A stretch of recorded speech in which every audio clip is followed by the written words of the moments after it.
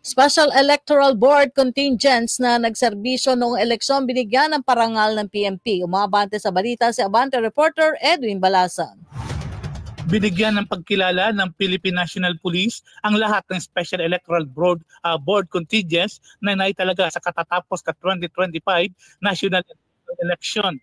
Sa isang seremonya sa Camp Crame ngayong oras na ito, pinangunahan ni PNP Chief Police General Romel Francisco Marbil ang pagkilala sa mga pulis na nagsilbing tagabantay ng demokrasya sa buong panahon ng eleksyon.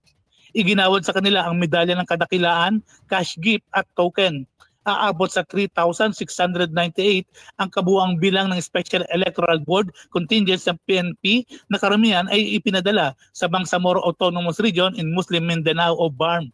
Matatanda ang pinakilos ni Marbil ang Directorate for Personnel and Records Management o DPRM para ihanda at ipamahagi ang karagdagang parangal sa lahat ng naitalaga sa election duties.